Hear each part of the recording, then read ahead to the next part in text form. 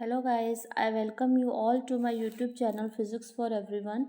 So in this video we are going to discuss some questions on magnetic effect of current and magnetism. और ये video जो भी आप इस channel पे नए हैं तो प्लीज़ चैनल को सब्सक्राइब कर देना. And let's start with the first question we have here. सो ये फर्स्ट क्वेश्चन है. देखो, paramagnetic sample shows a net magnetisation of 8 ampere per metre. देखो यहाँ पे जो क्वेश्चन दिया हुआ है इसमें क्या दिया हुआ है हमें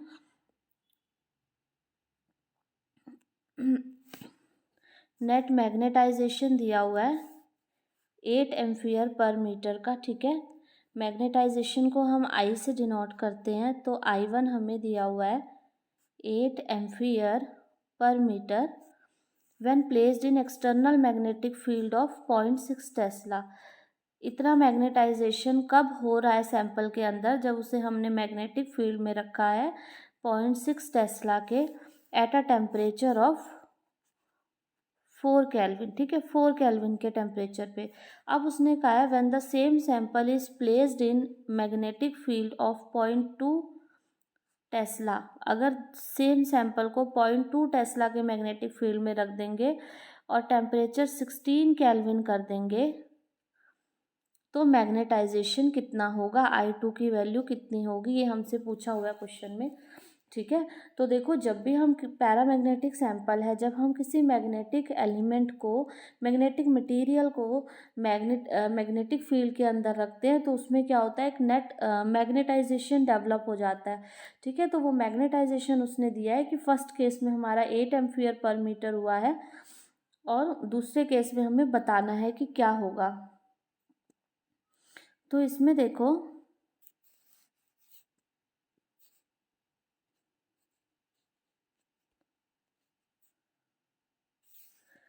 यहाँ पे देखो जो मैग्नेटाइजेशन इंटेंसिटी, जो मैग्नेटाइजेशन आई होता है हमारे पास,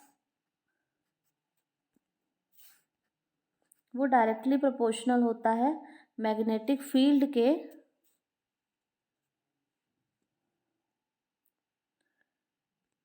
यहाँ पे हमारे पास ऐसे आएगा, जो हमारे पास इंटेंसिटी और मैग्नेटाइजेशन होता है वो डायरेक्टली प्रोपोर्शनल होता है मैग्नेटिक फील्ड के एंड इन्वर्सली प्रोपोर्शनल होता है टेम्परेचर के. तो यहाँ से यहाँ पे हमें I1 की वैल्यू दी हुई है, B1 दिया हुआ है, T1 दिया हुआ है, हमें I2 निकालना है. ठीक है, तो I2 बाय I1 की हम रेशियो निकालेंगे. I2 बाय I1 क्या होगा हमारे पास, B2 बाय T2. I2 की वैल्यू लिख रहे हैं पहले B2 बाय T2 और I1 की क्या लिखेंगे, B1 बाय में T1. ठीक है, अब जो जो वैल्यू हमें दी हुई है हम उसे सब्स्टिट्यूट कर देंगे.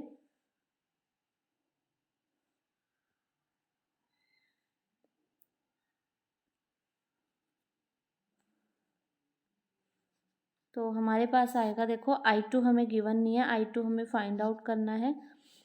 I1 हमारे पास क्या गिवन है, 8 इज इक्वल टू B2 हमारे पास क्या गिवन था, 0.2 गिवन था, T2 16 इंटू T1 4 गिवन था और B1 0.6 गिवन था. यहाँ से हम कैंसल आउट करेंगे तो 3 से कट जाएगा, ये 4 से कट जाएगा, 4 2 ज़ा 8, ये 2 से, तो I2 की वैल्यू हमारे पास क्या निकल के आ जाएगी, 2/3. ठीक है, तो ये वैल्यू हमारे पास I2 की निकल के आ जाएगी 2/3 एम्पियर पर मीटर. ठीक है, तो हमारे पास क्या वैल्यू आ गई है, 2/3 एम्पियर पर मीटर. तो इस टाइप से हम इस क्वेश्चन को सॉल्व करेंगे.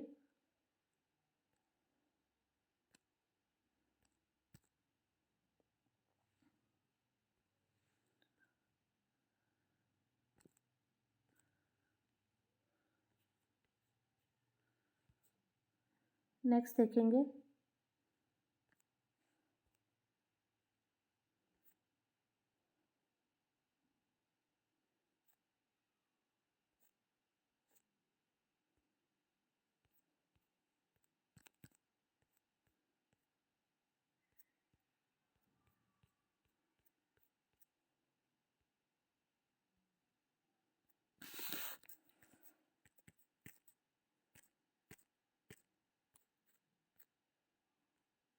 नेक्स्ट क्वेश्चन देखो, hysteresis loop for two magnetic material A and B are given below.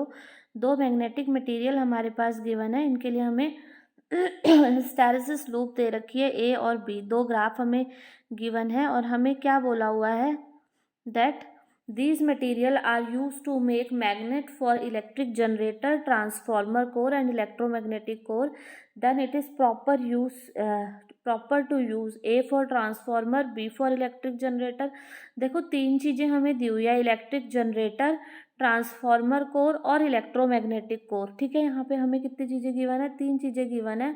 इन तीनों के लिए हमें बताना है कि ए जो है वो ट्रांसफॉर्मर के लिए यूज़ होगा, first option, B electric generator के लिए यूज़ होगा, या बी ही इलेक्ट्रोमैग्नेट और ट्रांसफॉर्मर के लिए यूज़ होगा, या C option A for electric generator and transformer, या A for electromagnet and B for electric generator. देखो एक होते हैं परमानेंट मैग्नेट और एक होते हैं हमारे पास टेम्परेरी मैग्नेट। ठीक है, यहाँ पे ये चीज़ आपने ध्यान रखनी है। देखो जितना ज़्यादा ये हिस्टैरिसीस लूप का एरिया होता है उतना ज़्यादा एनर्जी लॉस होता है। और परमानेंट मैग्नेट और टेम्परेरी मैग्नेट, दो टाइप के मैग्नेट होते हैं हमारे पास, परमानेंट एंड टेम्परेरी। अगर हमें परमानेंट मैग्नेट बनाना है तो हमें ये एरिया ज़्यादा चाहिए होगा, ये एरिया ज़्यादा होगा, हाई रिटेंटिविटी होगी, हाई कोरेसिविटी होगी। और अगर हमें टेम्परेरी मैग्नेट बनाना है तो हमें ये मैग्नेट जो एरिया होगा ये कम चाहिए होगा। ठीक है, तो अब यहाँ पे देखो जनरेटर की बात करें हम, या ट्रांसफॉर्मर कोर की बात करें, या इलेक्ट्रोमैग्नेटिक कोर की बात करें, इन तीनों में ही जो हम यूज़ करते हैं वो टेम्परेरी मैग्नेट यहाँ पे यूज़ करते हैं। टेम्परेरी मैग्नेटिज्म यहाँ पे हमें टेम्परेरी मैग्नेट बनानी होती है। तो टेम्परेरी मैग्नेट के लिए क्या है, एरिया कम होना चाहिए। तो देखो ए और बी में से एरिया किसका कम है, बी वाले का। तो सेकंड ऑप्शन यहाँ सही हो जाएगा, B for electromagnet and transformer. ठीक है, तो इलेक्ट्रोमैग्नेट और ट्रांसफॉर्मर दोनों के लिए हम कौन सा यूज़ करेंगे, बी यूज़ करेंगे। फर्स्ट ऑप्शन जैसे था ए फॉर ट्रांसफॉर्मर, तो ये भी गलत हो जाएगा क्योंकि ट्रांसफॉर्मर में हमें टेम्परेरी मैग्नेट चाहिए और उसके लिए इसका एरिया ज़्यादा हो गया है। ठीक है, एरिया ज़्यादा मतलब रिटेंटिविटी और कोरेसिविटी ज़्यादा। ठीक है, रिटेंटिविटी और कोरेसिविटी क्या होती है, देखो ये जो पार्ट आ रहा है यहाँ पे हमारे पास निकल के, ये है रिटेंटिविटी और ये एक्स एक्सिस पे क्या है, कोरेसिविटी। रिटेंटिविटी क्या है कि जब हमने मैग्नेटाइजेशन को ज़ीरो कर दिया है तब भी उसके अंदर कुछ मैग्नेटिक फील्ड बचा है, वो क्या है, रिटेंटिविटी, इतना मटेरियल ने रिटेन किया है। और कोरेसिविटी हमारे पास क्या है कि जब कितना हम नेगेटिव फील्ड अप्लाई करें, कितना नेगेटिव फील्ड हमें अप्लाई करना पड़ेगा कि उसकी मैग्नेटिक फील्ड जो है उसमें कंप्लीट ज़ीरो हो जाए, वो कोरेसिविटी है। ठीक है, तो परमानेंट मैग्नेट अगर हमें बनानी है तो कोरेसिविटी और रिटेंटिविटी दोनों हाई होनी चाहिए, टेम्परेरी के लिए लो होनी चाहिए। तो यहाँ पे बी ऑप्शन हमारे पास राइट ऑप्शन होगा। नेक्स्ट क्वेश्चन देखो, 25 सेंटीमीटर लॉन्ग सोलेनॉइड, लेंथ दी हुई है 25 सेंटीमीटर सोलेनॉइड की,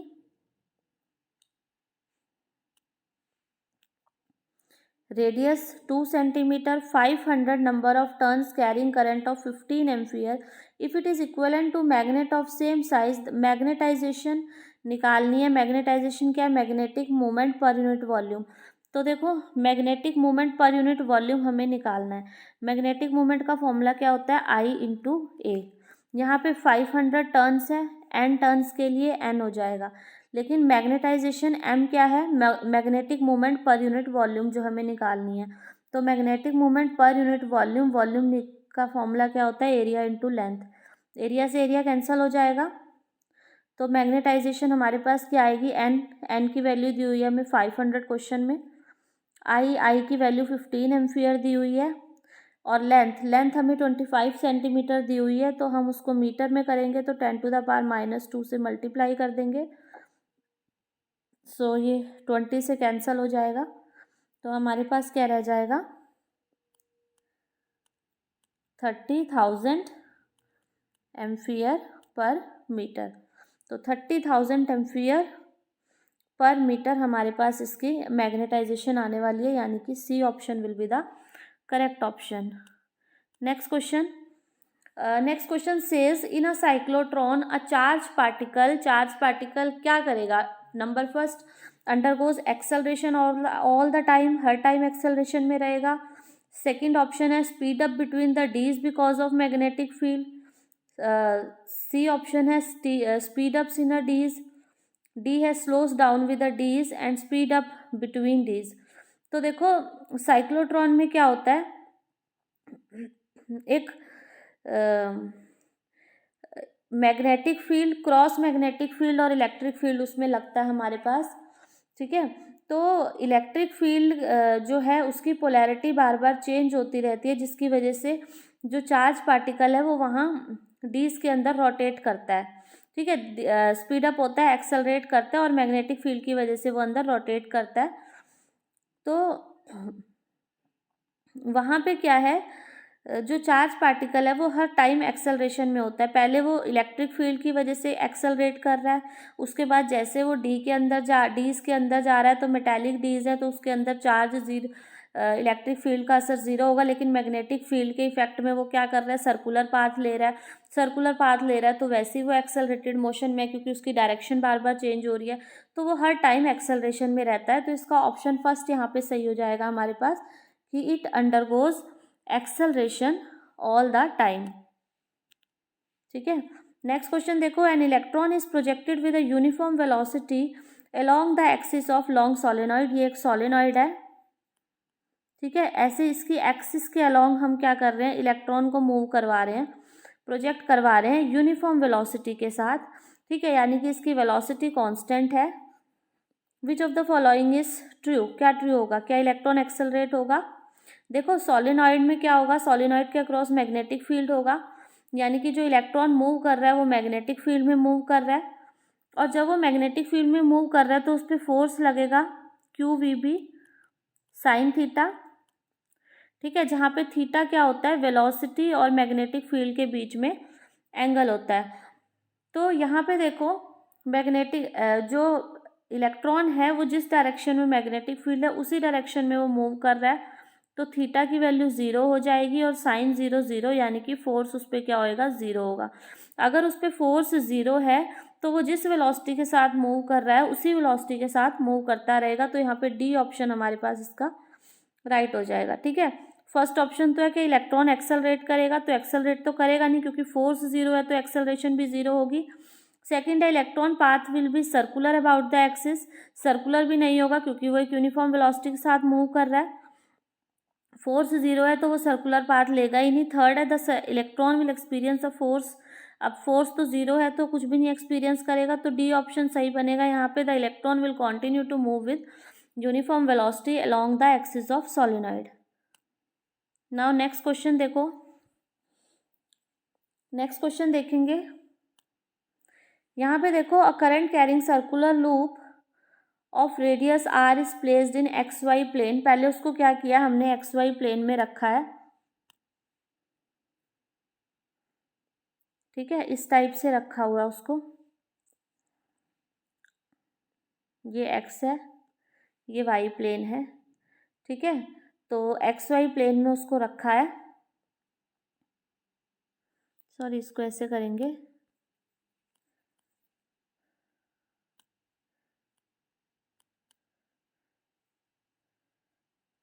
ये x एक्सिस, ये y एक्सिस, ये z एक्सिस।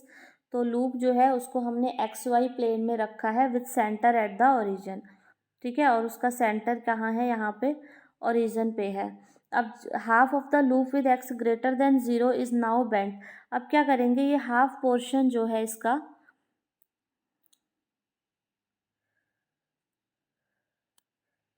ये हाफ पोर्शन इसको हमने क्या करा, बेंट कर दिया, so that now it lies in the YZ plane. अब जो ये वाला पोर्शन है, ये जो पिंक पोर्शन है, ये YZ प्लेन में लाई करेगा ऊपर की डायरेक्शन में, ठीक है। तो अब मैग्नीट्यूड, अब इसमें बताना है कि magnitude of magnetic moment now diminish, क्या मैग्नेटिक मोमेंट कम होगी? बी ऑप्शन है मैग्नेटिक मोमेंट पे कोई फर्क नहीं पड़ेगा। सी ऑप्शन है magnetic moment at B at 0 0 Z greater than R increases या अनचेंज रहेगी। तो ये कुछ पूछा, देखो जब वो एक्स वाई प्लेन में पड़ी थी, अगर वो जो क्लोज लूप है करंट कैरिंग सर्कुलर लूप वो एक्स वाई प्लेन में पड़ी है, तो मैग्नेटिक मूवमेंट किस डायरेक्शन में होगी, जेड डायरेक्शन में होगी। और कितनी मैग्नेटिक मूवमेंट होगी, आई इंटू ए, ठीक है, आई इंटू ए, और एरिया क्या है उसका, पाई आर स्क्वायर। तो इतनी होगी किस डायरेक्शन में, इन जेड डायरेक्शन। उसके बाद क्या है, उसको हाफ को हमने बेंड कर दिया, हाफ मतलब सेमी सर्कुलर कर दिया, तो सेमी सर्कल की फॉर्म में आधी जो मतलब एक क्लोज लूप थी उसको आधी लूप को हमने बेंड कर दिया। बेंड करने के बाद क्या होगा, जो वाई जेड प्लेन में पड़ी, जो एक्स वाई प्लेन में पड़ी है उसकी मैग्नेटाइजेशन होगी जेड डायरेक्शन में, और जो वाई जेड प्लेन में पड़ी है उसकी जो नेट मैग्नेटिक मोमेंट होगी वो किस डायरेक्शन में होगी, एक्स डायरेक्शन में। और उनकी वैल्यू कितनी होगी, नई M dash I into area. अब एरिया किसका लेंगे, सेमी सर्कल का लेंगे, यानी कि पाई आर स्क्वायर बाय 4। अब नई मैग्नेटिक मूवमेंट इतनी होगी, ठीक है।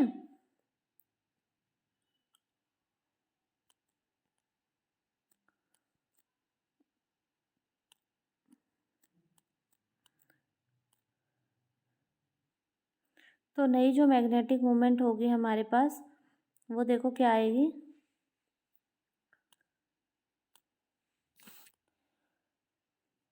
अब एम नेट हमारे पास क्या आएगा, M dash square plus M dash square. M dash क्या है, जो हाफ सेमी सर्कल बेंट हुई है उसकी वजह से जो मैग्नेटिक मोमेंट है, ठीक है। तो ये दोनों इक्वल होंगी, तो ये क्या आएगा, under root 2 M dash under root 2, और एम की वैल्यू हमारे पास क्या निकली है, आई पाई आर स्क्वायर बाय 4, ठीक है। और ये हमारे पास किसकी वैल्यू थी, एम की वैल्यू थी, यानी कि √2 एम बाय 4। तो एम नेट अगर हम देखें तो वो लेस है किससे, एम से, ठीक है। तो मैग्नेटिक मूवमेंट जो यहाँ पे हमारी निकली है एम नेट, ये एम से कम हो गई है। इसका मतलब क्या है कि मैग्नेटिक मूवमेंट कम हो रही है, ठीक है। तो मैग्नेटिक मूवमेंट जो है वो डिमिनिश हो रही है हम कह सकते हैं।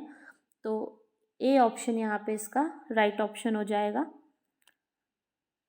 नेक्स्ट देखेंगे हम, cyclotron is use to accelerate. अब साइक्लोट्रॉन किसको एक्सेलरेट करने के लिए यूज होता है, देखो इलेक्ट्रॉन्स को नहीं होगा, क्योंकि साइक्लोट्रॉन पॉजिटिव चार्ज पार्टिकल्स को एक्सेलरेट करने के लिए यूज होता है। इलेक्ट्रॉन नेगेटिव है तो इलेक्ट्रॉन को भी नहीं एक्सेलरेट कर सकता। न्यूट्रॉन न्यूट्रल है, कोई चार्ज नहीं है, तो न्यूट्रल को भी नहीं एक्सेलरेट कर सकता। और नेगेटिव आयंस भी नेगेटिव हो गए, उनको भी नहीं। तो अल्फा पार्टिकल्स को एक्सेलरेट करने के लिए साइक्लोट्रॉन यूज होगा, ठीक है। तो साइक्लोट्रॉन जो है वो पॉजिटिव चार्ज पार्टिकल को एक्सेलरेट करने के लिए यूज होता है।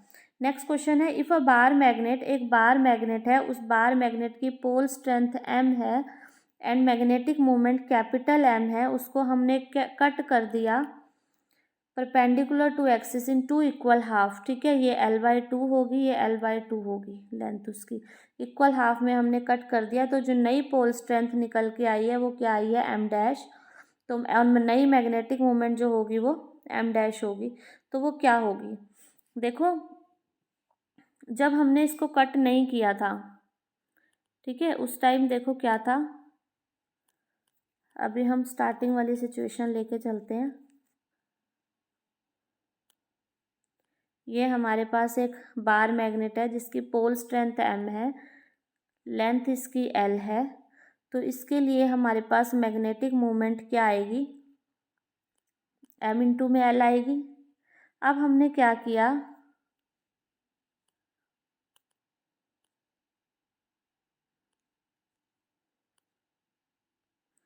अब हमने इसको ऐसे कट कर दिया सेंटर से L/2 लेंथ में। तो अब देखो मैग्नेटिक जो यहाँ पे हमारे पास पोल स्ट्रेंथ होती है, इस पर कोई फ़र्क नहीं पड़ता, M डैश M के इक्वल ही रहेगी। तो यहाँ से D और C ऑप्शन ऐसे ही एलिमिनेट हो जाएंगे। A और B में से देखेंगे हम, तो M पे, तो स्मॉल m पे कोई फ़र्क नहीं पड़ेगा। कैपिटल M क्या होगा, नई मैग्नेटिक मूवमेंट क्या होगी, स्मॉल m सेम रहेगा, M डैश M के इक्वल रहेगा, और लेंथ क्या हो जाएगी L/2। तो ML क्या था हमारे पास, कैपिटल M ये 2, यानी कि जो नई मैग्नेटिक मोमेंट हमारे पास आ रही है वो क्या आ रही है, m/2, यानी कि हाफ हो जा रही है। तो m डैश तो सेम रहेगा, लेकिन स्मॉल m डैश सेम रहेगा m के इक्वल, और कैपिटल M डैश m/2 हो जाएगा। तो B option will be the correct option here. Next question देखेंगे। यहाँ पे देखो, a curve between magnetic moment and temperature of magnet is. देखो टेम्परेचर और मैग्नेटिक मोमेंट में कर्व बनाई हुई है। तो जैसे जैसे हम टेम्परेचर इंक्रीज करते हैं वैसे वैसे मैग्नेटिक मूवमेंट क्या होती है, डिक्रीज होती है। तो इसके हिसाब से ग्राफ कौन सा होगा, हमारे पास सी बनेगा यहाँ पे। तो सी ऑप्शन इसका सही हो जाएगा। जैसे जैसे टेम्परेचर इंक्रीज हो रहा है वैसे वैसे मैग्नेटिक मूवमेंट डिक्रीज हो रही है, और एक टेम्परेचर पे आके मैग्नेटिक मूवमेंट की वैल्यू 0 हो जा रही है। तो सी ऑप्शन सही होगा। नेक्स्ट है, material suitable for permanent magnet must have which of the following property. अभी मैंने बताया था कि परमानेंट मैग्नेट के लिए क्या होना चाहिए, वो जो हिस्टैरिसीस लूप का एरिया है वो ज़्यादा होना चाहिए। ठीक है, ज़्यादा एरिया होगा इसका मतलब हाई रिटेंटिविटी, हाई कोरेसिविटी। ठीक है, यहाँ देखो हाई लो, लो लो, लो हाई। फोर्थ वाले ऑप्शन में देखो हाई रिटेंटिविटी, हाई कोरेसिविटी और हाई परमेबिलिटी। तो डी ऑप्शन इसका राइट ऑप्शन हो जाएगा। नेक्स्ट करेंगे, a short bar magnet is placed with its axis 30 degree का एंगल बना रही है विद एक्सटर्नल मैग्नेटिक फील्ड। ठीक है, और मैग्नेटिक फील्ड हमें क्या दिया हुआ है, 0.16 Tesla. Experiences a torque of magnitude 0.032 joule. ठीक है, टॉर्क कितना है, the magnetic movement of the bar magnet, magnetic movement हमें बताना है। तो हमारे पास टॉर्क का फॉर्मूला हमारे पास क्या होता है, mb साइन थीटा होता है। यहाँ से m की वैल्यू क्या आ जाएगी, t tau by b sine theta. ठीक है, तो टाउ की वैल्यू क्या है, 0.032 बाय b हमें दिया हुआ है 0.16 साइन थीटा। साइन 30 की वैल्यू क्या होती है, 1/2। ठीक है, तो इसको हम सॉल्व करेंगे तो हमारे पास आ जाएगा 0.4। तो यहाँ से जो हमारे पास मैग्नेटिक मूवमेंट निकल के आएगी कितनी आएगी, 0.4। नेक्स्ट देखेंगे, the amount of work done in rotating a magnet of movement m through 180 degree from its position along the magnetic meridian. तो देखो वर्क डन कितना होता है, जैसे उसके केस में होता था जब हम एक चार्ज पार्टिकल को रखते थे तो क्या होता था, चार्ज पार्टिकल को इलेक्ट्रिक फील्ड में रखते थे और उसको रोटेट कर, डाइपोल को रखते थे इलेक्ट्रिक फील्ड में और उसको रोटेट कराने के लिए वर्क डन होता था हमारे पास PE cos θ1 माइनस cos θ2 ऐसे लिखते थे। अब मैग्नेटिक फील्ड में P की जगह क्या आ जाएगा, P की जगह आ जाएगा M, E की जगह आ जाएगा B, cos θ1 माइनस cos θ2। तो MB 180 डिग्री पे लेके आना है from it position along magnetic meridian, यानी कि θ0 से। तो cos 0 माइनस cos 180, cos 0 क्या होगा 1, cos 80 -1, 1 - 1 ये क्या हो जाएगा 2। तो W की वैल्यू आ जाएगी 2 MB। ठीक है, तो इतना वर्क डन लगेगा रोटेट करने में एक मैग्नेट को जिसकी मैग्नेटिक मोमेंट m है through 180 degree from its position along the magnetic meridian. Next question देखेंगे, next and last question of this session, a magnetic needle lying parallel to magnetic field. एक magnetic needle है, ठीक है, lying parallel to magnetic field require W unit of work to turn it through 60 degree. The torque needed to maintain the needle at this position. Torque की value क्या होती है, MB sine theta, और work की value क्या होती है, MB cos theta. ठीक है, दोनों को डिवाइड करेंगे तो इससे ये कैंसल, टॉर्क क्या आ जाएगा W tan थीटा। थीटा की वैल्यू हमें कितनी गिवन है, 60 गिवन है। तो tan 60 क्या होता है, √3। तो √3 W। तो जो टॉर्क होगा, that the torque needed to maintain the needle in this position, वो क्या आएगा, √3W। ठीक है, तो ये क्वेश्चंस हम लोगों ने इस वीडियो में डिस्कस किए मैग्नेटिक इफेक्ट ऑफ करंट को लेके। आई होप आप लोगों को ये क्लियर होंगे। If you have any doubt you can ask me in comment section, and if you want कि हम थ्योरी पोर्शन भी रिवाइज करें, कुछ कंसेप्ट्स भी क्लियर करें, तो आप कमेंट में मुझे बता सकते हैं, मैं थ्योरी की वीडियो भी डाल दिया करूँगी। And if you are new to this channel, please don't forget to subscribe the channel, and please share the video with your friends so that they can also take benefit of the video, also practice the questions. Thank you and have a nice day.